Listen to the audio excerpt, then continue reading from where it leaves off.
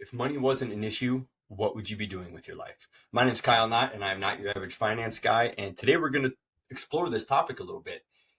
If you won the lottery tomorrow, actually a couple weeks ago, there was a guy 3 miles from my house won $349 million.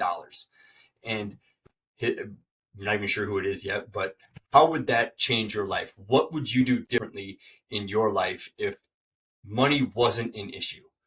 Okay, maybe you go on the biggest trip that you could and you go sit on the beach, and after 2 weeks that you're going to get bored of that. You can't do that for the rest of your life.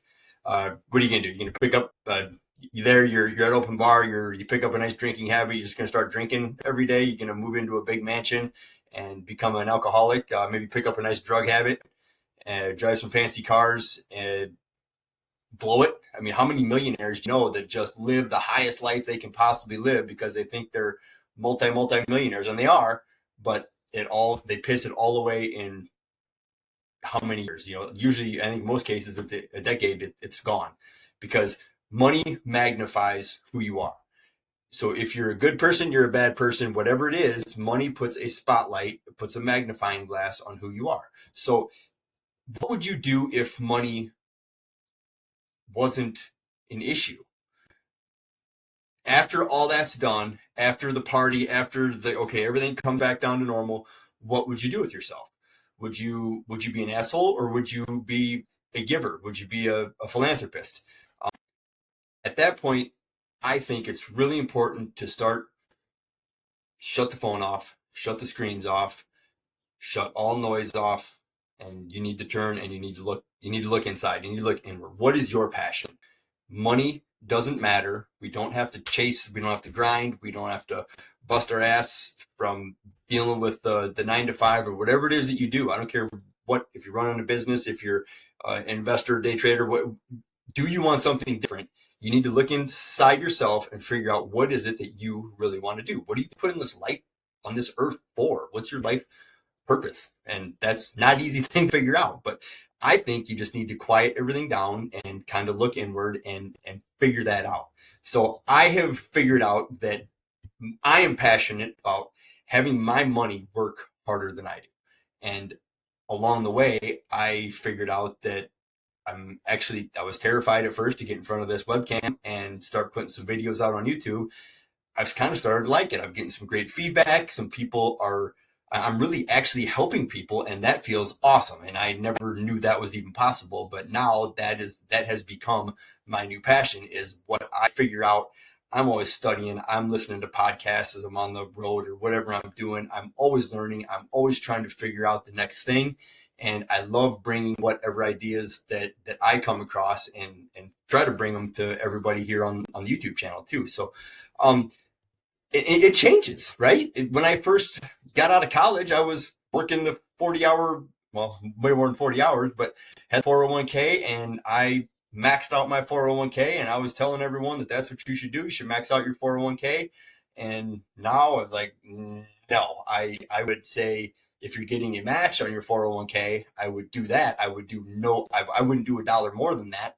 But if you're getting any sort of, especially if you're getting 100% match, the company that I used to work for was 6%. They would match 100% of 6%. So boom, do that. That's 100% on your money, and that's a no-brainer. So I would definitely continue to do that. And what I think I've figured out, that about 7 or 8 years ago, the infinite banking method that I've got a bunch of videos on, I don't see that changing. I don't see that going anywhere at all. That to me is a foundation. Kind of, that's where you start. Put your money there first, and then once your money is getting into this policy and it's growing in your own banking system, and you figure that out, then as we all progress and we figure more and more out, and I'm really getting into like business and estate planning and just a way to save on taxes. You see Doge and everything that we're pissing all these taxes away on, and why would I want to pay any more taxes than I have to? And I'll pay my fair share. If you don't, you're going to jail. So I'm not suggesting, any kind of tax fraud, but there's so many different ways that you can use business to cut back on your taxes. And so to me, if you kind of start with the money in your infinite banking concept policy. And then from there, you can use that as seed money as other places to maybe start other businesses, to do what the government wants you to do to avoid paying so many taxes. It's like you can almost never get ahead. I just made a video a couple days ago about the penny that doubles every day for a month.